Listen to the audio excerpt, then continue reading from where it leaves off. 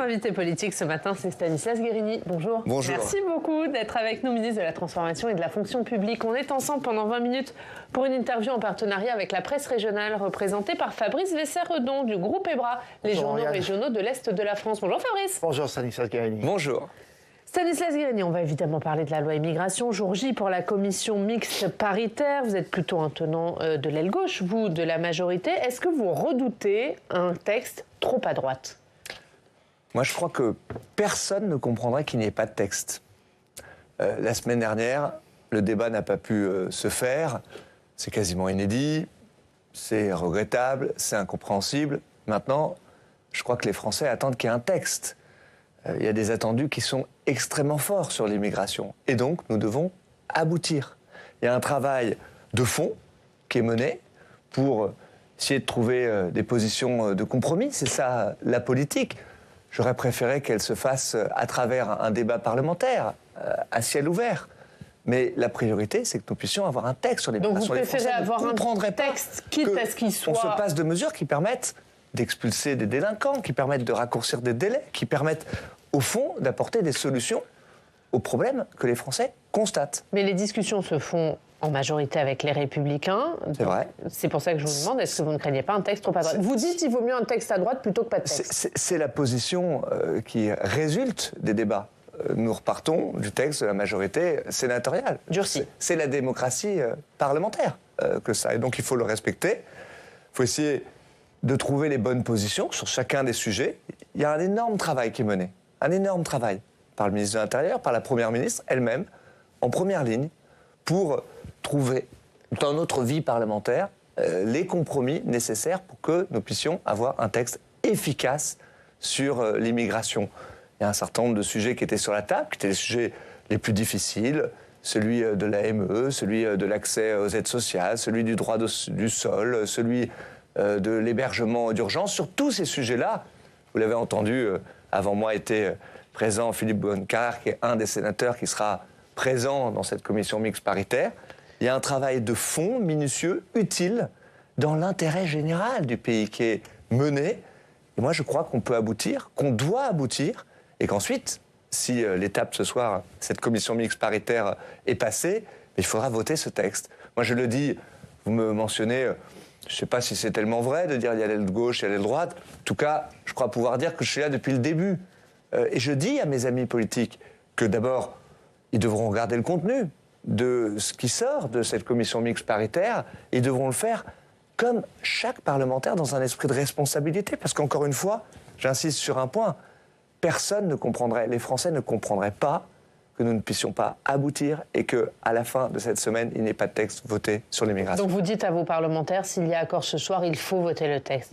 Il ne peut pas manquer une voix à la majorité demain lors du vote. Avec la plus grande clarté. Je le dis, parce que c'est insupportable parfois quand on est parlementaire de se voir mettre une forme de pression morale. Je le dis sans se défaire de ce qu'est son rôle de parlementaire, c'est-à-dire de regarder les choses au fond, c'est-à-dire de regarder point par point, sujet par sujet, quelles sont les positions parfois de compromis qui ont été trouvées avec notamment la majorité sénatoriale, qu'elle avait fait le travail, contrairement à l'Assemblée nationale, où les oppositions unies ont fait le choix de ne pas avoir ce débat-là.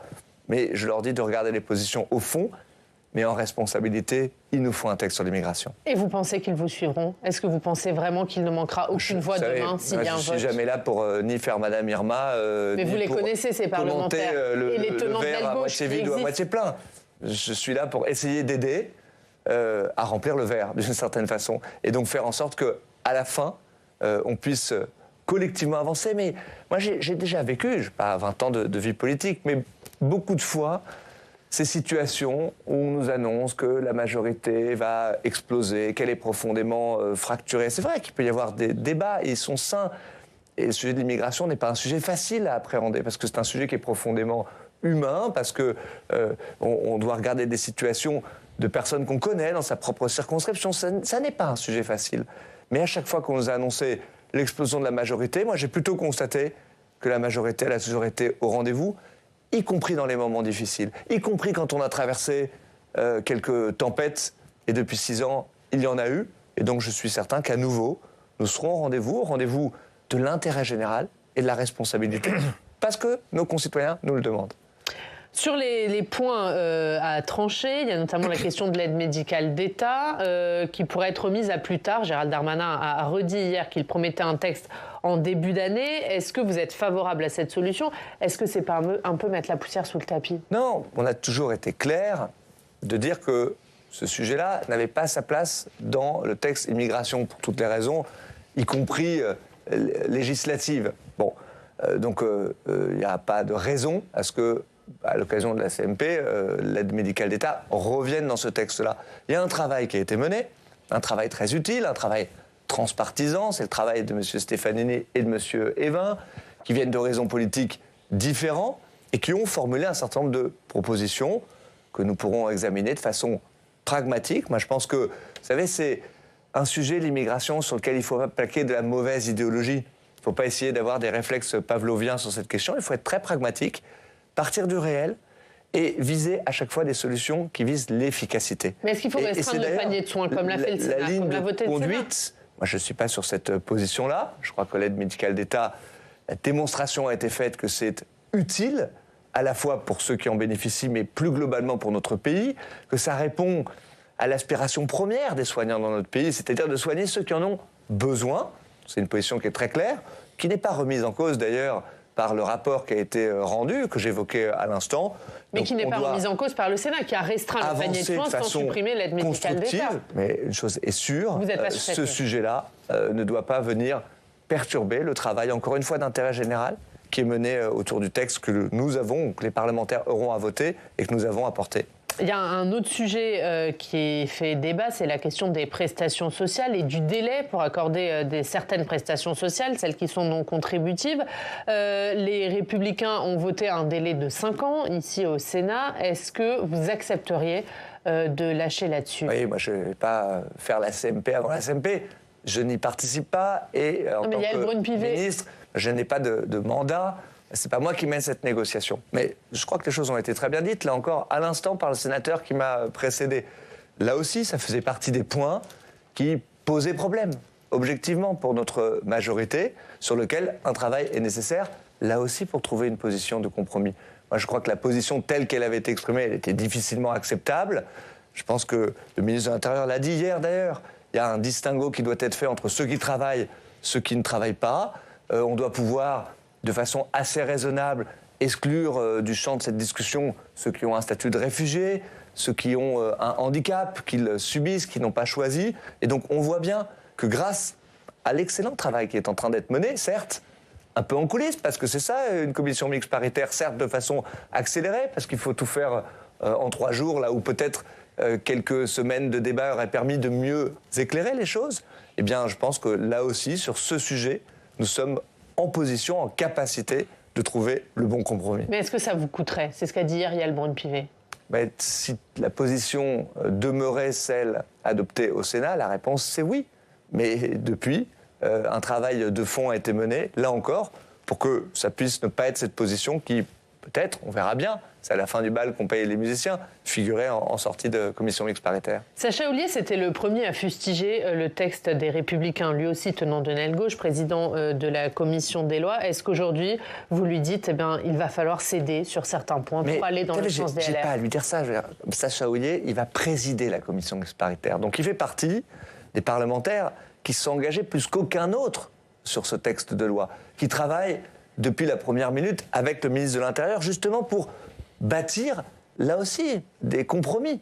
Et donc, il a... C'est pas compliqué quand on a autant critiqué le texte du Sénat de bâtir un compromis aujourd'hui? Assister à tous les débats, présider au débat.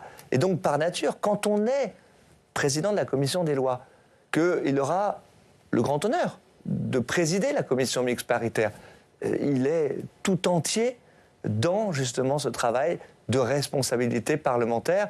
Donc moi, je n'ai pas de leçons ou même de conseils à lui donner. Il en est un des acteurs centraux. Et donc je crois qu'il fera partie non seulement de ceux qui accepteront le compromis, mais qui le construiront. Et c'est plus important. Mais est-ce que vous avez fait partie de ceux au sein de la majorité qui pensent qu'il ne faut pas trop céder aux Républicains parce qu'il y a danger à mettre un texte trop à droite? J'essaye, vous le voyez, d'exprimer les choses avec beaucoup de clarté ce matin.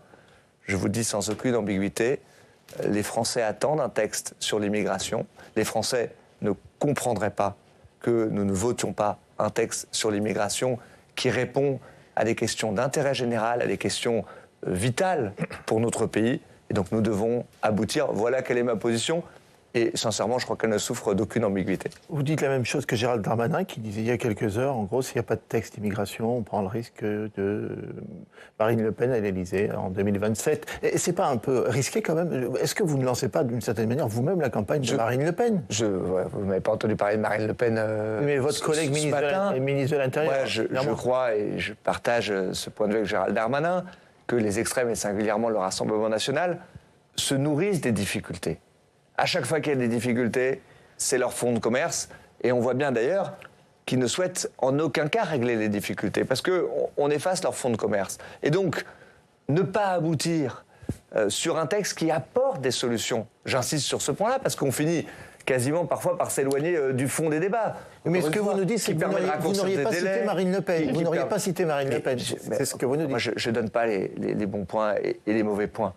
Je dis que nous devons, de façon obsessionnelle, apporter des solutions aux problèmes qui se posent dans la vie des Français. Et si nous le faisons, alors nous ferons reculer le Rassemblement national. Moi, je suis convaincu que si Emmanuel Macron a battu pour une deuxième fois Marine Le Pen lors de l'élection présidentielle, c'est parce que dans le premier quinquennat, nous n'avons pas tout bien fait, c'est évident, mais nous avons apporté des solutions, notamment sur les sujets économiques. Nous avons enclenché la bataille du plein emploi, nous avons fait reculer le chômage de masse, et que ceci, à la fin, c'est reconnu par nos concitoyens.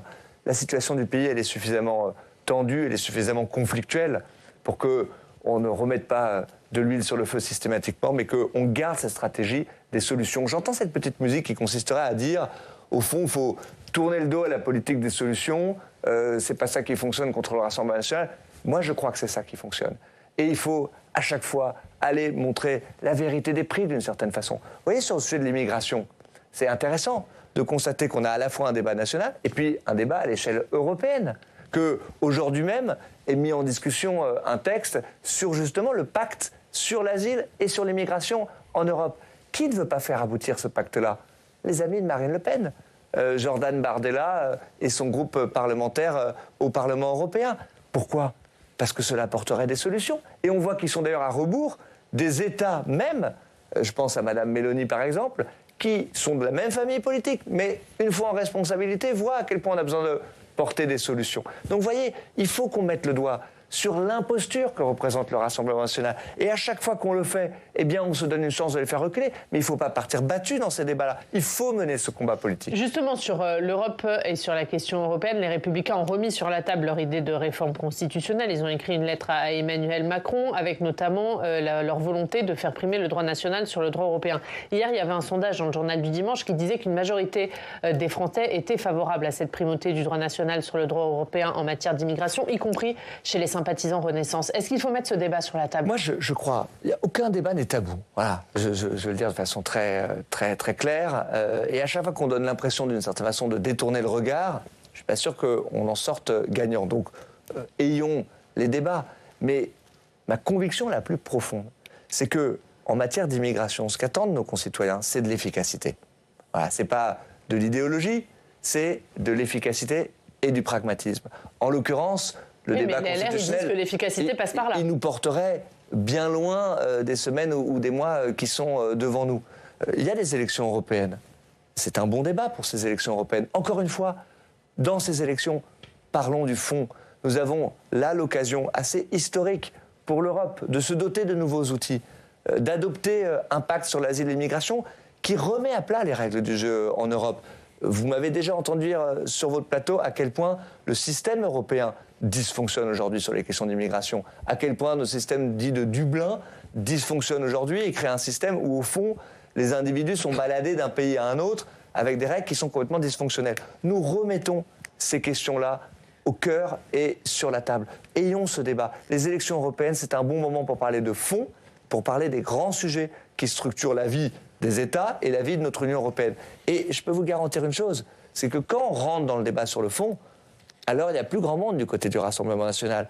Allons leur demander quelles sont leurs solutions. Mettons en évidence quelles sont leurs contradictions. Ça, c'est le combat que nous devons mener absolument et sans aucune ambiguïté. Est-ce qu'en cas d'échec, soit ce soir en CMP, soit demain lors du vote, la question de l'avenir du quinquennat sera posée pour vous?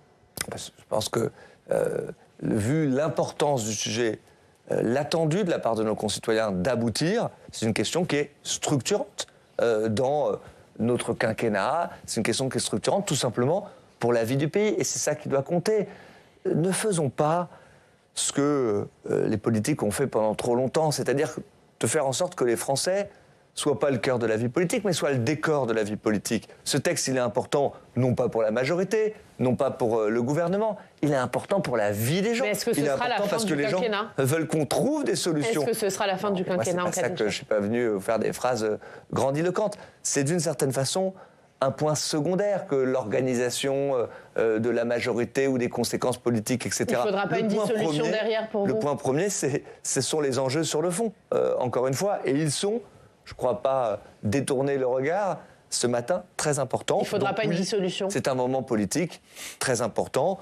Moi, je ne crois pas tellement à cette question de la dissolution. Je crois encore une fois qu'il y a 1 an et demi maintenant, les Français ont fait à nouveau confiance au président de la République, Emmanuel Macron, qu'il a un cap pour notre pays et que ce qui est l'attendu, c'est que nous puissions mettre en œuvre pour le plein emploi, pour l'immigration, pour le retour des services publics sur nos territoires, les solutions que nos concitoyens attendent. On va parler de votre dossier.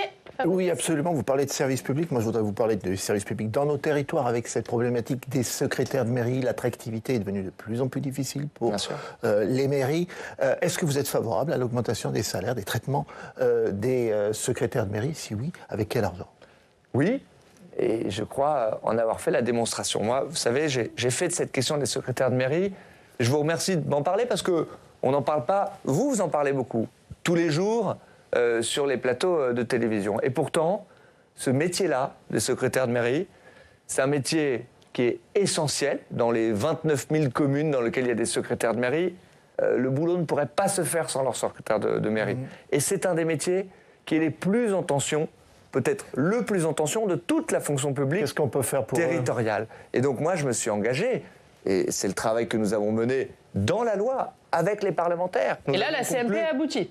Exactement. Voilà une CMP qui a abouti pour un sujet qui est essentiel, qui est certes peut-être qui concerne moins de gens, mais quoique, parce que ce sont derrière les services publics du quotidien pour tous ceux qui habitent dans des communes de petite taille, dans des zones rurales notamment. Et donc, cet engagement, c'est un engagement de revalorisation du métier des secrétaires de mairie, de reconnaissance que leur métier, c'est pas un métier de catégorie C, pardon pour cet aspect qui parlera peut-être pas à tout le monde, mais en tout cas qui est un métier à forte responsabilité, à fort engagement, qui doit trouver une reconnaissance professionnelle dans la fonction publique. Je me suis engagé pour qu'on puisse promouvoir les secrétaires de mairie par la formation, par la reconnaissance des acquis de l'expérience, qu'on puisse mieux les rémunérer et faire en sorte qu'elles franchissent des échelons, qu'elles avancent plus vite vous savez que la situation est tendue quand même dans les communes, les taxes d'habitation foncière ont explosé. Bien sûr. Qui paye dans Je voulais d'abord vous répondre sans ambiguïté sur le fait que oui, il faut revaloriser leur métier, et c'est l'engagement, je crois, que nous avons tous pris. Et si le Sénat et l'Assemblée ce soir le concluent, nous allons transcrire dans la loi. Ensuite, il y a des employeurs territoriaux, que sont les mairies, qui d'ailleurs ne discutent pas la nécessité de revaloriser les secrétaires de mairie. Il faut accompagner les employeurs publics, non pas en découpant les sujets, une fois sur les secrétaires de mairie, une autre fois pour revaloriser les ATSEM, c'est un autre engagement que nous devons prendre, mais nous devons avoir ce débat budgétaire systématiquement. Les mairies, elles ont un certain nombre de coûts, par l'inflation, par les revalorisations salariales, que j'assume parfaitement, des recettes. Notre majorité est venue mettre non seulement fin à la baisse des dotations générales de fonctionnement, mais nous avons redonné des moyens. Et donc, c'est à travers ces moyens-là que nous devons donner les moyens aux employeurs de mieux rémunérer leurs agents. Mais vous savez, au-delà de cette question, je prépare un projet de loi pour la fonction publique. Mais j'allais vous poser la question. Pardon, je vous fais votre transition, mais d'un mot, et je vous laisse promis m'interroger là-dessus. Il faut redonner des marges de manœuvre aux employeurs. Moi, ce que je souhaite, c'est qu'on puisse avoir un choc de confiance et de responsabilité. Ce qui est très difficile à expliquer aujourd'hui à des employeurs territoriaux, mais aussi des directrices ou des directeurs d'hôpitaux, ou même des managers dans des administrations déconcentrées, c'est qu'ils aient aucune marge de manœuvre. C'est que tout soit décidé d'en haut, depuis Paris. Moi, je crois qu'il faut faire confiance aux agents de la fonction publique, mais il faut faire confiance aussi aux employeurs qui prennent leurs décisions sur les promotions, sur les recrutements, sur les rémunérations. Je veux redonner des marges de manœuvre à ceux qui sont près du terrain.